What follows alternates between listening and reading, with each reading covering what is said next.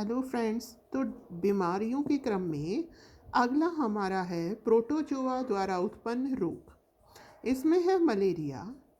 यह मादा एनीफिलिज मक्खी द्वारा मलेरिया परजीवी से यह फैलता है। इसमें बहुत तेज सिर दर्द होता है, मिचली होती है, पेशियों में बहुत दर्द होता है और बहुत ठंड लगकर बहुत तेज बुखार आता है। रोगी बहुत कमज़ोर हो जाता है, अरक्तता की स्थिति उत्पन्न हो जाती है। इस हेतु मच्छरों से बचाव करना होगा। मच्छर पानी की जगह लगते हैं तो पानी एक जगह एकत्रित ना होने दें। मलेरिया की दवाओं का उपयोग करें। आगे है अमीबता या अमीबा रुग्णता। इसका सोर्स क्या है? एंट अमीबा हिस्टोलिटिका। यह संदूषित भोजन और जल से फैलता है। अब क्योंकि संदूषित भोजन और जल से फैलेगा तो इससे इफेक्टेड क्या होगा? पेट। तो इसमें पेट में दर्द होगा, दस्त होंगे, मल होगा। तो इसके लिए क्या क्या करें? प्रोटेक्शन के लिए उचित स्वच्छता रखें। तरकारी फल जो भी हैं उन्हें अच्छे से धो करके उपयोग में लाएं। रोगियों को प्रतिजैविक दवाइयाँ दें। जैविक नहीं, प्रतिजैविक, है ना, क्योंकि जैविक तो एक खुद ही है पदार्थ जो हम खाएंगे उसमें। तो प्रतिजैविक दवाइयाँ दें। अगला है कृमियों द्वारा उत्पन्न रोग। इसमें है फाइलेरिया रोग या फाइलेरिया कृमि।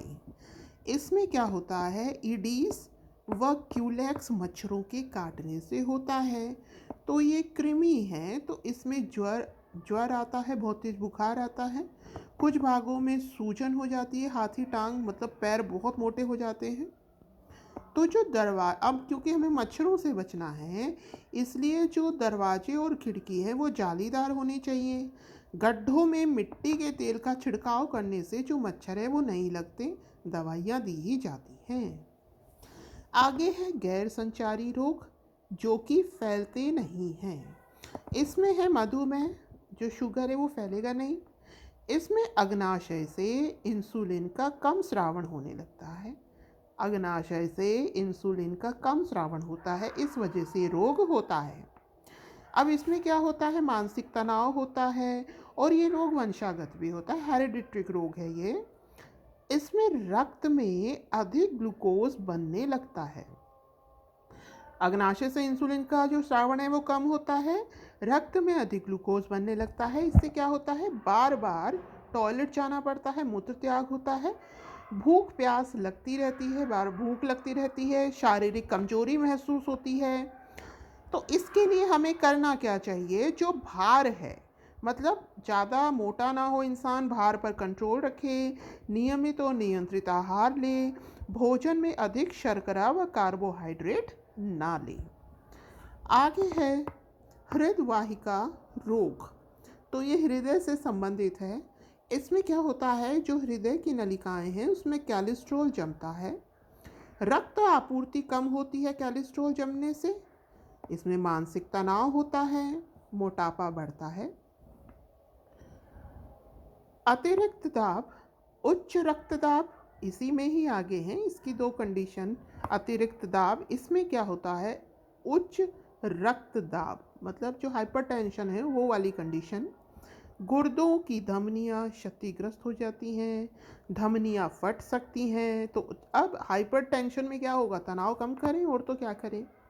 वसा कम खाएं, भार को कम करें। ठीक। आगे है हृदय धमनी रोग। हृदय धमनी रोग में क्या होता है? छाती में तेज दर्द होता है, सांस लेने में तकलीफ होती है, उल्टियाँ आती हैं तेजी से, काफ़ी पसीना आता है। तो छाती से रिलेटेड जितने भी जो रोग हैं ना, तो याद रखिएगा उसमें जो वसा युक्त भोजन है वो कमी ले, क्योंकि वसा से क्या होगा? कोलेस्ट्रॉल जमेगा। जो आपकी नसें हैं, धमनियाँ हैं, उनमें क्या जम जाएगा? कोलेस्ट्रॉल जमेगा, जिससे कि जो ब्लड फ्लो है वो प्रॉपर नहीं होगा, ऑक्सीजन फ्लो नहीं होगा, तो दर्द होगा। तो कम वसायुक्त भोजन लें, अच्छी आहार प्रतिकृति विकसित करें, मतलब एक अच्छा हेल्दी डाइट लेनी चाहिए, मोटापा कम रखें। और इसमें ईसीजी कराया जाता है और उपमार जो बाईपास सर्जरी है वो भी कराई जाती है हृदय धमनी रोग में। आगे चलते हैं। आगे है ऑस्टियोपोरोसिस। इसमें क्या होता है? इसमें जो हड्डियां हैं वो काफ़ी कमज़ोर हो जाती है। ये असंचारी रोग है, याद रखिएगा। इसमें हड्डियां बहुत कमज़ोर हो जाती हैं और वो ईजिली टूट जाती हैं। तो देखिए, हड्डियों के लिए हमें विटामिन डी चाहिए। विटामिन डी का विटामिन सी से कनेक्शन होता है। जो विटामिन सी होता है ना, वो विटामिन डी को एब्जॉर्ब करने में मदद करता है। मतलब अगर विटामिन सी की कमी है तो विटामिन डी की कमी होगी। ठीक है। विटामिन सी और डी के सप्लीमेंट्स लिए जाते हैं, मतलब ये हेल्प करता है, मतलब डी को हड्डियों तक पहुंचाने में, पोषण प्रदान करने में। तो सी और डी दोनों के सप्लीमेंट चाहिएंगे ऑस्टियोपोरोसिस को क्योर करने के लिए। आगे है कैंसर। तो कैंसर में क्या होता है, जो कोशिकाएं हैं उनकी अनियंत्रित वृद्धि होती है। सामान्यतः किससे होता है, आपने सुना ही होगा, धूम्रपान से, मदिरापान से, तंबाकू सेवन से। ये भी दो तरीके के होते हैं। एक होता है सुदम अर्बुद, ये उद्गम स्थान पर सीमित रहता है, फैलता नहीं है। एक होता है दुर्गम अर्बुद, ये और जगह भी फैल जाता है। जो दुर्गम है वो कंट्रोल में नहीं आएगा, तो दुर्गम अर्बुद। और जो सुदम अर्बुद है कंट्रोल में लिया जा सकता है, इसका मतलब ये उद्गम स्थान पे ही रहता है। आगे है एलर्जी।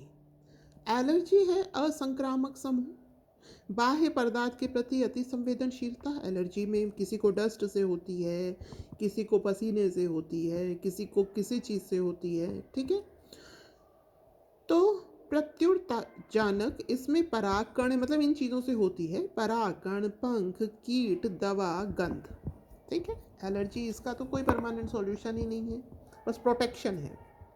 आगे है यौन संचारित रोग। तो इसमें है एड्स, कोशिका माध्यता प्रतिरक्षा तंत्र ही इफेक्ट होता है इसमें। लसीकाणु प्रतिरक्षा तंत्र की मुख्य कोशिका। ठीक है। संक्रमित व्यक्ति से यौन संबंध ना बनाया जाए। जो सुई है वो एक बार यूज़ कर दोबारा उसका उपयोग ना किया जाए, इंजेक्शन का, सिरिंज का।